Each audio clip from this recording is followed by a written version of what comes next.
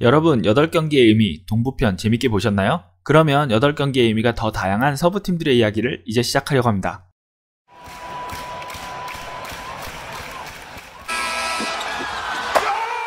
일단 여러분이 저보다 더 잘 아시고 유명하며 1번과 2번 시드를 거의 확정한 LA팀들에 대해서는 짧게 이야기하겠습니다.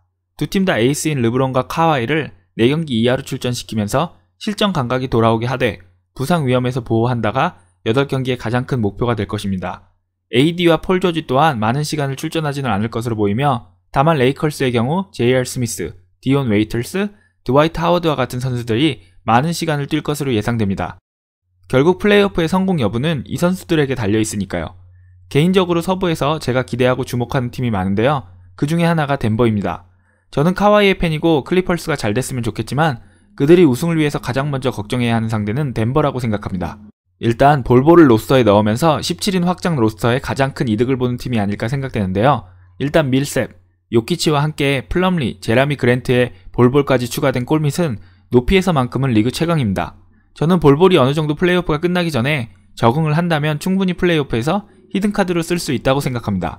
주전과 후보 모두 고른 득점력을 지니고 있지만 플레이오프에서 필요한 폭발력이라는 측면에서는 요키치를 빼고는 굉장히 약한 편입니다. 자말 머레이에게 거는 기대가 컸지만 올해 그는 작년과 비슷한 성적을 보여주며 많은 이들이 우려를 표했습니다. 다만 그는 자신이 착한 계약이 올해가 마지막이며 내년 연봉부터는 5년 169.65밀리언 달러의 계약이 시작된다는 것을 누구보다 잘 알고 있습니다. 본인도 이에 대한 부담을 밝혔으며 올해는 보이는 숫자 향상보다는 슈퍼맨 안정화나 기초체력과 같은 보이지 않는 부분에 집중했다고 밝힌 적이 있습니다. 저는 덴버가 많은 가능성을 지닌 팀이며 그 키는 자말 머레이 선수가 쥐고 있다고 생각합니다. 만약 올해 플레이오프에서 그가 요키치의 득점 파트너로서 확실히 자리 잡을 수 있다면 덴버는 레이컬스와 클리퍼스가 상대하기 가장 까다로운 상대가 될 것입니다. 덴버는 아마도 8경기에서 클리퍼스를 따라잡으려고 시도를 하지 않을까 싶습니다. 만약 8경기 안에 덴버가 클리퍼스를 따라잡고 2위로 플레이오프를 시작한다면 여러 우승 후보들에게 보내는 확실한 메시지가 될 것이니까요. 유타는 가장 위태로운 팀이 아닐까 싶네요. 일단 도노반 미첼가 고베어는 팀에 복귀했지만 중단 전까지 무성하던 두 선수의 불화설이 어디까지가 사실인지 모르겠고 여러가지 의미에서 유타는 팀 케미스트리를 잘 잡는 데 집중해야 될 것 같습니다. 덴버가 가시권은 있지만 그보다는 등 뒤에 바짝 붙어있는 썬더스, 휴스턴, 댈라스에게 따라잡히지 않도록 하는 것이 시급합니다. 개인적으로는 4위로 시작하지만 8경기가 끝나고 나면 6위나 7위가 되어 있을 가능성이 큰 팀입니다. 일단 보그다노비치의 시즌 아웃이 치명적이며 크게 마음먹고 데려온 마이크 콘리는 이게 지금 카일 코버와 크라우더를 포기하고 우승을 하기 위해서 데려온 3,200만 달러짜리 선수가 맞나 싶을 정도의 성적을 기록하고 있습니다. 탈출구가 보이지 않으며 55경기를 뛸 경우 자동으로 발동되는 콘리의 다음 시즌 3,400만 달러의 연봉을 막기 위해 총력전을 펼칠 것으로 예상됩니다. 8경기를 모두 뛸 경우 콘리는 올 시즌 49경기를 뛰게 되는데요. 6경기가 부족하지만 단축 시즌이라는 점을 감안한다면 내년 계약이 자동으로 발동될 확률이 높아 보입니다. 제게는 또 다른 의미에서 많은 재미를 줄 유타의 8경기가 될 것입니다. 휴스턴의 경우는 참 어렵습니다. 3점을 쏘고 열심히 뛰는 농구를 할 텐데 문제는 이게 플레이오프에서 통하냐라는 것입니다. 더군다나 홈과 원정 없이 대학 농구처럼 다 같이 모여있는 환경에서 이런 농구가 얼마만큼의 효과를 볼 수 있을지는 모르겠습니다. 다행히 스케줄이 그렇게 나쁘지는 않습니다. 1, 2, 3위 팀들에게 휴스턴의 농구가 통할지는 모르겠고 일단 8경기를 열심히 해서 4위나 5위를 확정짓는 게 중요합니다. 혹시 휴스턴의 농구가 얼마나 극단적인지 잘 모르시겠다면 올 시즌 성적을 예로 들어드리겠습니다.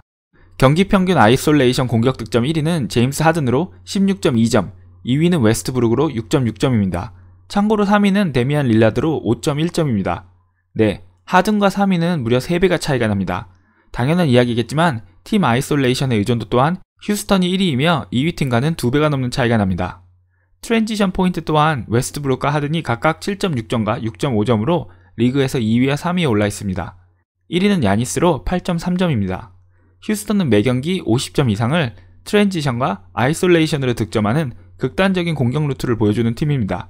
사실 이 부분은 덴토니 감독의 취향이기도 합니다. 하지만 이런 팀 성향이 팀 공격을 주도하는 하든과 웨스트브룩의 체력 방전을 가져올 수도 있다는 점이 우려됩니다.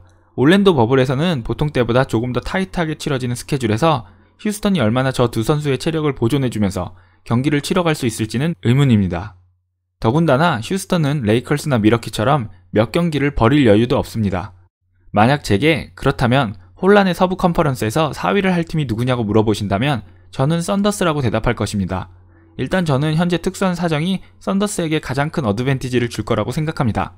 NCAA에서 마지막으로 같은 대학이 2년 연속 우승을 한 것은 2006년, 2007년의 플로리다 대학입니다. 그리고 그때 플로리다 감독은 현 썬더스 감독인 빌리 도노반 감독이었습니다. 빌리 도노반 감독은 21시즌을 대학 감독으로 지냈습니다. 그리고 3번 미국 청소년 대표팀 감독으로 임명되었으며 3번 모두 금메달 획득에 성공했습니다. 현재 코치 K가 미국 성인 대표팀 감독직에서 물러날 경우 가장 유력한 후보로 거론되는 인물이기도 합니다. 이게 무슨 상관이냐고요? 또 NCAA 이야기냐고요? 아니요. 현재의 특별한 상황에서 가장 빚을 낼 인물이 바로 빌리 도노반이라는 것입니다. 빌리 도노반은 지금까지 이동 없이 정해진 공간에서 2주에서 한 달간 합숙을 하며 팀을 이끌었을 때 우승 2번에 금메달 3번이라는 굉장한 결과를 낸 감독입니다. 그리고 그의 능력이 최대치가 되는 이 환경은 바로 지금의 특수한 올랜도 버블과 동일합니다. 저는 올랜도에 있는 22개 팀 중 빌리 도노반 감독만큼 현재의 상황을 잘 이해하고 대처할 수 있는 감독은 없다고 봅니다. 그리고 이는 분명 시간이 흐를수록 플레이오프가 길어질수록 더욱더 중요한 요소가 될 것입니다. CP3와 갈리나리라는 노장에 아담스와 슈레더가 있으며 누구보다 뜨거운 캐나다 듀오 루겐츠 돌트와 SGA는 사고를 칠 준비가 되어 있습니다. 여기다가 수비 전문가 안드레 로벌슨의 합류는 썬더스에게 정말 큰 힘이 될 것입니다. 그는 연습 시합에 3점도 2개 넣으면서 썬더스 팬들에게 대책 없는 기대감도 심어주었습니다. 개인적으로 토너먼트 전문가인 빌리 도노반이 자신이 가지고 있는 선수들로 어떠한 준비를 해서 나올지 가장 기대되는 팀 중에 하나입니다. 댈러스는 인기가 정말 많은 팀이죠. 올해보다도 내년이 더 기대되는 팀입니다. 공격농구의 선구자 돈 넬슨이 단장으로 있는 팀답게 올 시즌 오펜시브 레이팅 1위의 팀입니다. 트리플 더블에 준하는 시즌 기록을 세우고 있는 2년차 괴물 루카가 이끄는 공격은 시원시원하고 강력합니다. 댈러스는 스케줄 또한 중간에 클리퍼스와 미러키를 빼면 준수한 편이며 첫 시합인 휴스턴과의 공격농구 대결은 나름 제가 기대하는 시합 중 하나입니다. 일단 LA 형제들과 1라운드 대결을 피하기 위해서는 현 순위인 7위에서 탈출해야 합니다. 첫 시합인 휴스턴과의 시합에 총력을 기울일 것으로 예상되며 그 시합을 승리할 경우 세크라멘토와 피닉스라는 다소 편한 상대를 만납니다. 클리퍼스와 미러키 또한 댈러스를 만날 때 팀의 주전력을 시기할 확률이 높기 때문에 댈러스가 그렇게 어려움을 겪을 것 같지는 않습니다. 유타가 어떤 모습을 보이냐에 따라서 썬더스와 4위 자리를 놓고 대결을 벌일 가능성도 큰 팀입니다. 다만 팀 관중 동원 1위인 팀만큼 홈경기가 없는 현재의 상황이 아쉬울 따름입니다. 자, 여기까지가 1위부터 7위였고 이제부터 나오는 팀들은 나름 그들만의 8위 싸움을 하는 팀들입니다. 멤피스가 일단 현재 8위이며 이 자리를 지키기 위해서 최선을 다해야 하는 팀입니다. 마지막 4경기가 썬더스, 토론토, 보스턴, 미러키이기 때문에 첫 4경기에서 전승 혹은 못해도 3승 1패를 노려야 합니다. 4승 4패라면 플레이오프 안정권, 그 이하의 성적이라면 머리 아픈 일이 일어날 수도 있습니다. 신인왕이 거의 확정된 자 모란트가 한 경기 한 경기가 전국 중계가 될 올랜도에서 8경기 만에 얼마만큼 전국구 스타로 발돋움할지 지켜보는 것도 하나의 재미가 될 것입니다. 만약 플레이오프 진출을 확정짓는다면 1라운드는 레이컬스이니 저는 큰 의미를 두지는 않습니다. 자, 포틀랜드는 저 달팽이에게 가장 큰 기대를 받고 있는 팀인데요. 저는 포틀랜드가 대반전을 일으킬 거라 예상하고 있습니다. 이 생각은 여전히 변함이 없습니다. 일단 아리자의 불참은 조금 안타깝지만 너키치의 복귀로 여전히 훌륭한 라인업을 보여주고 있습니다. 너키치와 화이트사이드가 로테이션을 할 센터 자리는 리그 최고 수준이며 날씬 멜로가 돌아와 팬들의 기대감을 높여주었습니다. 백코트는 이미 모든 농구 팬들이 인정한 리그 최고의 듀오인 릴라드와 맥컬럼이고 어떤 팀을 만나도 상관없이 그들의 득점력을 보여줄 것입니다. 어차피 포틀랜드나 릴라드나 멜로나 쉽게 쉬엄쉬엄 가는 것이 어울리는 팀이나 선수가 아닙니다. 첫 경기인 멤피스와 마지막 경기인 브루클린을 제외하면 쉬어갈 곳이 없는 가시밭길 6경기를 치러야 하는데요. 경우의 수도, 이런저런 상황 분석도 필요 없이 리그 재개 첫 경기부터 100%로 달리면 되는 팀입니다. 그리고 그게 팀 컬러에도 더 어울립니다. 저는 우승은 힘들겠지만 시작부터 전속력으로 내달릴 포틀랜드가 플레이오프에 진출해서 레이컬스와 멋진 시리즈를 했으면 좋겠습니다. 개인적으로 포틀랜드를 응원하는 이유는 멤피스나 펠리칸스가 플레이오프에 올라올 경우 레이컬스가 쉽게 이길 거라 예상하지만 만약 포틀랜드가 올라올 경우 1번 시드와 8번 시드의 대결임에도 6차전이나 7차전까지 갈 명승부가 될 거라 예상하기 때문입니다. 자, 많은 팬분들과 NBA가 원하는 펠리칸스 역시 포틀랜드와 마찬가지로 스케줄이 유리함 이런 것보다는 그냥 처음부터 100%로 달려야 합니다.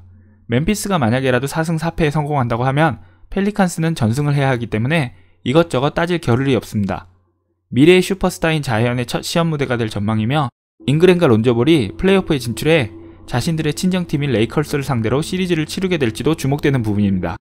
개인적으로는 데뷔 후 13년째 플레이오프 개근을 하고 있는 레딕이 14년 개근에도 성공할지 궁금합니다. 시즌 재개에 대한 투표를 했을 때 반대표는 단 한 표, 포틀랜드였습니다. 이유는 시즌 재개에는 찬성하지만 22개 팀을 부르는 이유는 너무 뻔하다. 특정 팀에게 승리를 가져다 두려는 게 아니냐 라는 눈치였습니다. 이 의견에 100% 동의하진 않지만 동부의 워싱턴이나 서부의 킹스, 스퍼스, 선즈가 버블에 초대된 것은 사실 구색 맞추기에 불과한 것 같기는 합니다.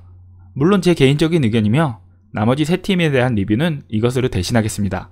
여러분, 동부와 서부 리뷰 다 재밌게 들으셨나요? 다음 주에는 리그 시작 후 더 재미있는 리그 이야기로 돌아오겠습니다. 시청해주셔서 감사합니다.